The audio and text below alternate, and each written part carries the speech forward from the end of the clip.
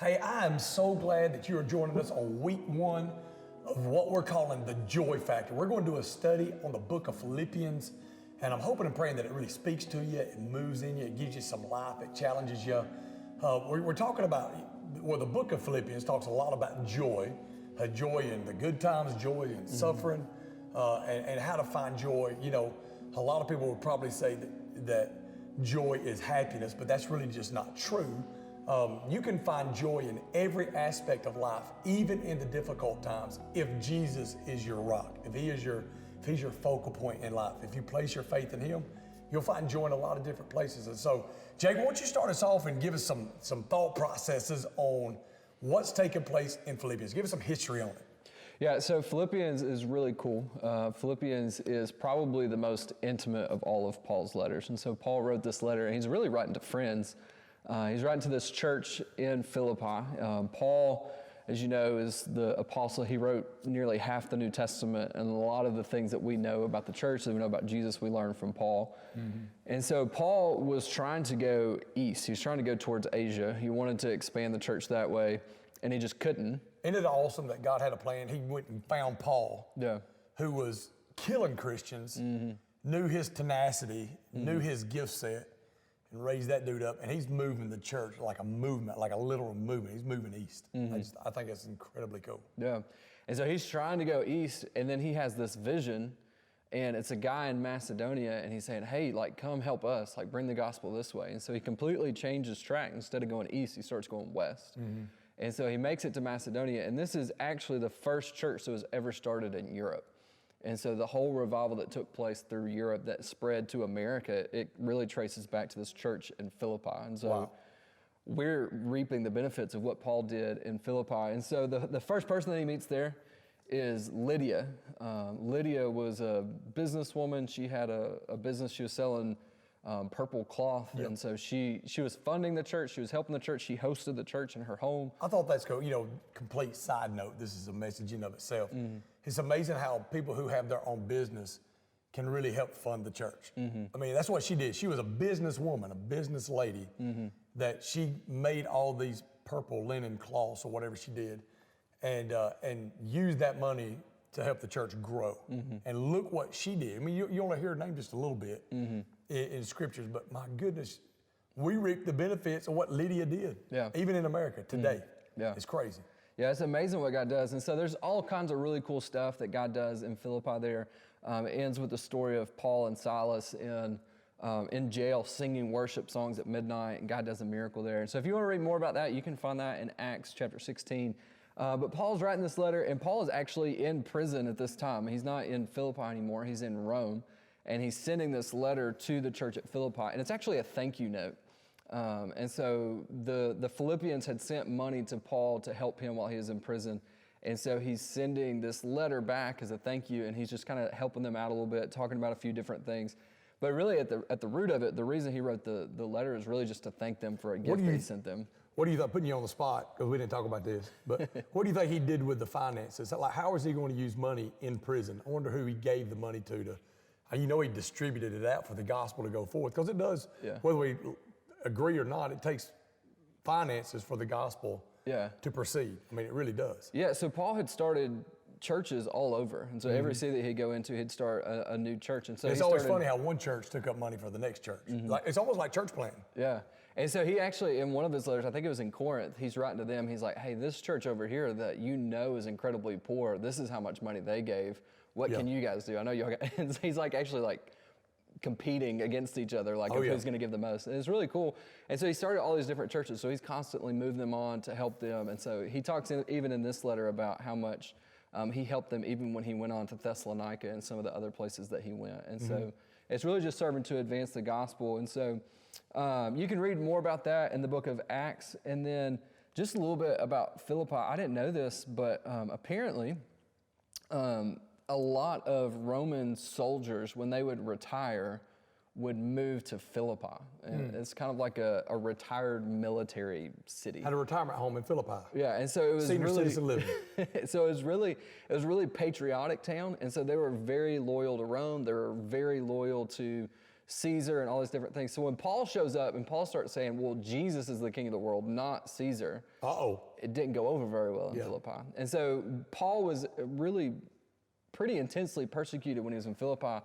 And so when he left and started churches in other cities, the church at Philippi continued to be persecuted. And that's a big part of their story. It's a big part of why he's writing, is just to encourage them because they're being persecuted just like he is. And so that's what's incredible about this book, that the theme throughout all of it is joy. Yes. And he's writing it from prison, and he's writing to these people that are being persecuted. And so it goes back to what you're saying, is that joy is 100% not based on your circumstances and what happens to you. You can have joy in the midst of any circumstance. Yes. And isn't it crazy that he writes a book about joy in prison? And that's the cool thing about Philippians, is that Paul is sitting in prison writing this letter. He's writing to people that have been persecuted. And it's just really incredible that the whole theme of the book is joy. And it's like you were talking about earlier, like it's joy that's not dependent on your circumstances. It's not dependent on what's happening to you.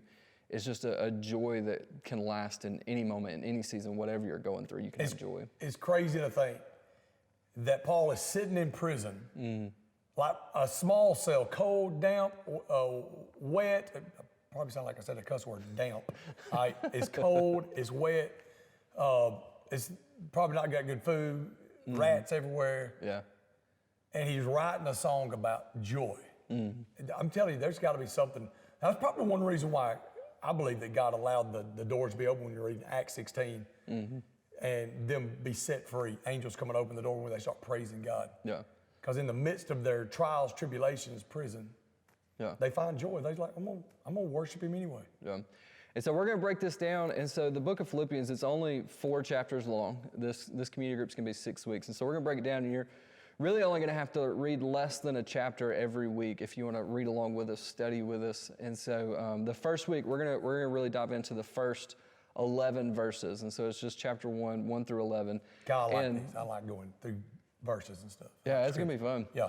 And so the 2 things that are really cool about Philippians is, first of all, it's a really intimate letter between friends. And the second thing is that there's not really a central theme other than joy all throughout it. And it all revolves around one psalm, like this one poem that's in the middle of it. And we're going to look at that in about 3 weeks. But when we look at the introduction, just the first chapter, it's really about friendships. And so that's what we want to talk about this week, is just the joy that you get through the relationships that you have. When you have real, genuine relationships together, that's where you can find joy. And so that's what we see in the first chapter, is just that joy that comes through just the relationships that you have. And so honestly, the difference between happiness and joy that you touched on a little bit is really what Paul's talking about, is that they're both going through these really incredible things. And I've got a weird thing that's in my head right now, and so I'm just going to say it. And so have you seen any of the stuff going on with Justin Bieber recently? Which ones? Like I know he's going to church more, and he's around Carl Lentz, which is a pastor in New York who's they call him the celebrity pastor because he's got so many friends who are celebrities. And he's been posting a lot of Judah Smith stuff on just joy and dealing with anxiety and a lot of the stuff that we talked about in our last group. Yeah. And he posted on Instagram just a while back about how he became a star at such a young age, and just how his dopamine levels in his brain got out of whack. I can see that. And just the huge highs of being up on stage and having people chanting your name and telling you how much they love you, that he got so used to those highs and those lows that he couldn't ever recreate that. Yeah. And it doesn't matter how great the great is, like how high the happiness is, eventually those things just kind of become commonplace, and you can't find that happiness anymore. Like if you're searching for it, if you're searching for joy in that type of way, it'll never satisfy. Yeah. And so he was talking on Instagram, he was just saying, like I've been in those places. I know what it is to not want to get up in the morning. I know what it is to have all of these things and all of this stuff and still not have joy. And he's talking about how he has people in his life now that are helping him manage those things. And I love that that's really what Paul's talking about in this passage, is like, you're going to have some highs, you're going to have some lows, and you can have joy that's constant, that through every season, through every circumstance, the highs, the lows, that you can have this constant joy. And so it's really cool to see somebody who's been at the highest, and then he's been at the lowest too, be able to find that in Jesus, to be able to find that joy that honestly, like he's been looking for his whole life. Yes. And so that was really, really cool. I saw that just this past week. And I think the Lord wants us to have a joy that lasts outside of a happiness that's just based on what happens to you. And so it's a joy that comes from the inside. And so I think that's what the Lord wants from us. And so I look at the relationships, and when you look at just those first 8 verses where Paul's talking about his friends, he says, every time I think of you, I give thanks. Whenever I make requests for you, I pray with joy.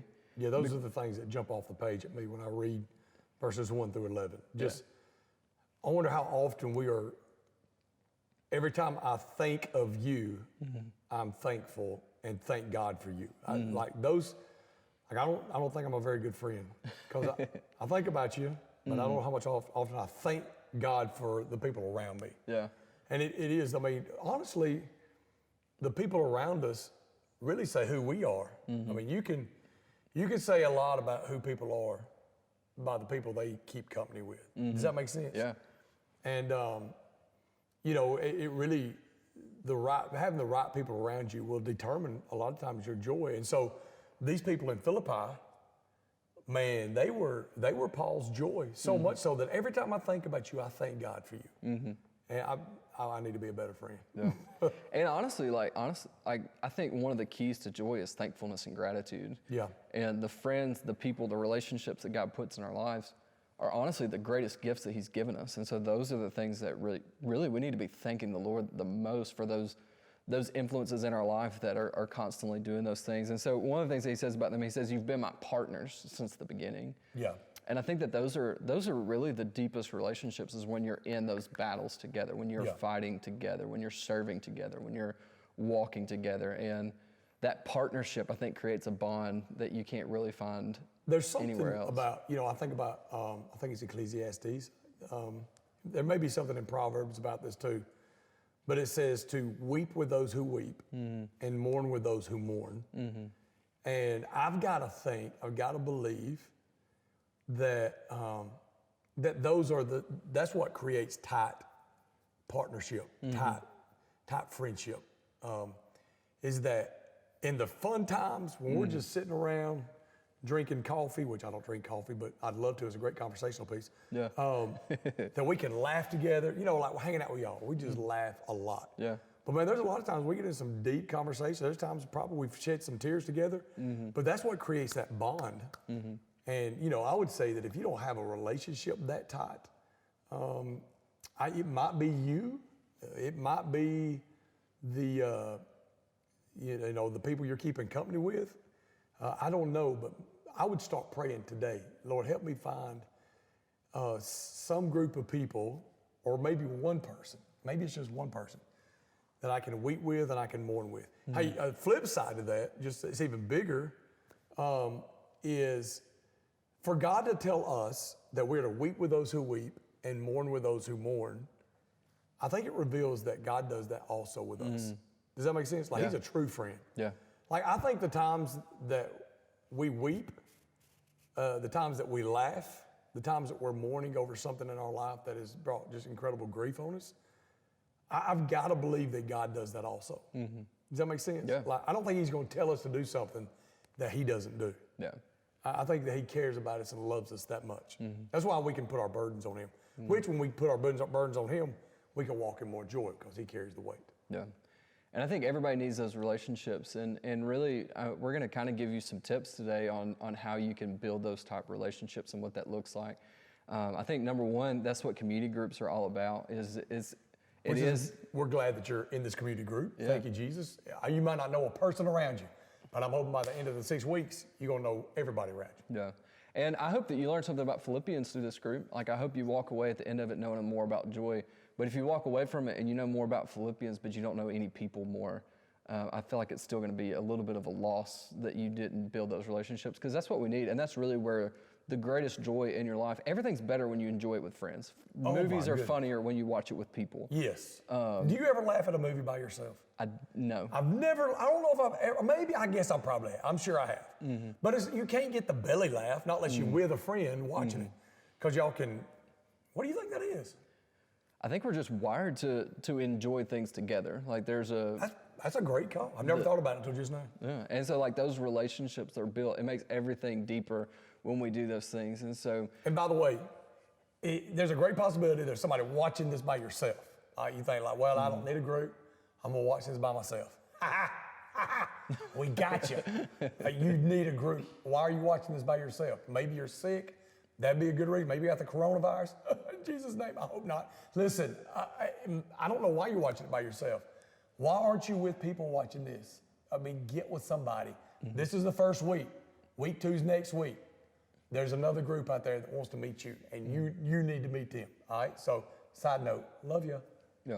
And that's the whole point of these groups, is for you to be able to build these relationships, build these friendships, and really watch the Lord begin to move in your life. And so just real quick, we're just going to have 3 things this week on how to find joy through relationships. And the first thing, we've already said it, is just be grateful. Yeah. Be thankful, be grateful. It is so much more enjoyable to be around people who are thankful and grateful and are focused on the things that they do have and not on the things that they don't have. And it's much more life-giving to be around positive people and life-giving people instead of people who are negative and condemning and criticizing. Yes. It's draining. Listen, if you struggle with negativity, I'm not here to beat you up. I just start challenging you to ask the Lord to help you with it. And maybe you're negative and don't even realize it. Maybe you just need to ask the Lord, hey, God, if I've got things in my life that are, I'm just constantly finding things to be critical about, God, will you help me get set free? Because I'll be honest with you, you're not going to have very many genuine relationships if you're always critical. Because nobody really likes hanging around critical people except other critical people. But the bad thing about it is if you're hanging out with somebody that's critical and you're critical, you will end up being critical of each other. It's going to happen, and you'll devour each other eventually. It will happen eventually. That relationship will die too. Yeah.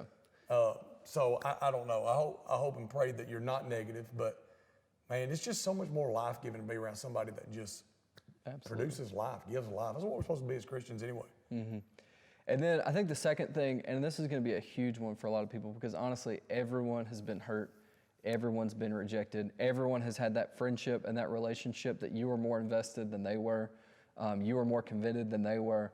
And so the second one is going to be a huge one, and it's just to open the door and be vulnerable, to open the door to relationships. And so it says in Proverbs 18:24, it says, a man who has friends must first show himself to be friendly. Yeah. And so if you want to be friends, then you've got to be friendly. And so you've got to initiate the relationship. You've got to be the one to make the plans and invite people. You got to be the one to send the text message and make the phone call. And I think a lot of times we can sit back and wait on people to come to us to build friendships because of insecurity and fear of rejection and all these different things that keep us from really putting ourselves out there. That's why a lot of people are watching it by themselves right now. And so I would just encourage you, whatever that looks like, to take some step to let people in, even if you've been hurt before. We say it all the time that you can keep people at an arm's distance and you can put up walls, and it may keep you from being hurt again. It may keep people from being able to be close enough to hurt you, but it'll also keep you from living. It'll keep you from having joy if you keep people out, because that's where joy comes from, is through these relationships. And so I think that would be a huge step forward for anybody, just to take one step towards building that relationship and having that vulnerability with people. I know that's scary. I know that's a big deal, but we believe in you. We think you can take a step out there. Yeah.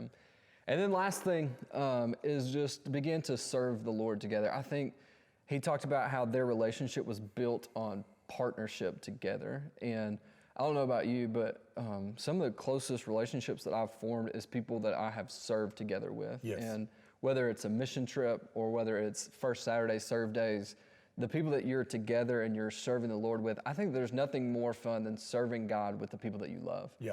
And so you say it all the time. You're fulfilled to your. Why am I saying this so wrong every time? It's all good. God wired you to only be satisfied when you give your life away. Yeah. But give it away with other people. Yeah. And so it combines those two things. Like you laugh more at the movies that you watch with other people. So when you give your life away with people, it's building these relationships that are going to last forever. Yes. And that is the greatest source of joy in your life, is the godly people, the people in your life that are going to push you forward and encourage you and spur you on to love and good works and all of the things that the Lord intended for the church. Is that we weren't supposed to do this thing alone. We're supposed to do this thing together. And so there's power in agreement. There's power of just walking through life together, not doing it on your own. You always say God never intended for us to be Rambos, for us to be an army. Yeah. And that's really what this is all about. I think about Paul in those first 11 verses. he's constantly talking about other people, and he's grateful for them. And even when he thinks about them, he thanks the Lord for them, which reveals a lot about Paul, that he's a very selfless. He's being very selfless. That even by himself, when the person's not even around, for them to even give him glory, that, hey, thank you for thinking about me all the time. He was doing it anyway. You know, he was thanking God for people. And there was something that caused a bond with Philippi for them to take up money and give. They trusted him. You know, one thing I've always said is that, well, I hadn't always said it. I've actually learned it. John Maxwell, this is one of his main principles. A lot of people ask what the definition of leadership is. Well, leadership is influence. Leadership is influence. And there's no way you can influence people without trust. And what he always says, and what I've learned, is that the greatest way to build influence and the greatest way to lead people and the greatest way to get people to trust you is three things. Don't complain, don't condemn, and don't criticize. Yeah. Don't complain, don't condemn, and don't criticize. And there's a place where Paul did something to grab those people's influence. There's something where they respected him. And a lot of it had to do with his selflessness. He was grateful for them. He was thankful for them. He influenced them. They trusted him enough to take up money and give it to him, so they spread it out while he's in prison. Like, I ain't giving my money to no prisoner. Are you kidding me? Like, they're gonna buy some cigarettes. The big picture is that, you know, if we want to really lead for Jesus, we got to gain influence. We gain influence by allowing people to trust us. And it just comes through us spurring one another on with acts of love, like challenge each other, go out and love people. And, you know, the whole book on joy is beautiful. This whole Philippians is phenomenal, especially to know where he wrote it from and what God did with this book. And I'm hoping it's going to change a lot of y'all's lives. I really believe that it's changing our lives. I mean, it's things that we're studying so we can help you. So, you got anything you want to say? Yeah, I think it's really cool. Like you said, don't condemn, don't criticize, and don't complain. And we see later on in the book that Philippians 4. Yeah, that they had some issues. Like they had some things going on. It wasn't that they were just perfect, but still, Paul said, every time I think of you, I pray with joy. Like it brings me joy. He was focused on the positive, and he was bringing the gold out instead of just criticizing, finding the things that were wrong. Instead of fault finding, he's really finding the good in them and really zoning in on that. Yeah. And so I think that's huge. Well, I'm hoping and praying that y'all have a great conversation. I'm hoping that the Lord will open your eyes up to some things. I'm hoping that if you're watching this by yourself, that next week you'll be in a group. Go look online, desperationchurch.tv/community groups. There's going to be a group on there you can find that you can be a part of and get with some people. All right? Hey, we love you. We are very grateful for you. We thank God for you right now. All right? Bring joy to us. Hey, we love you. Have a great day. See ya.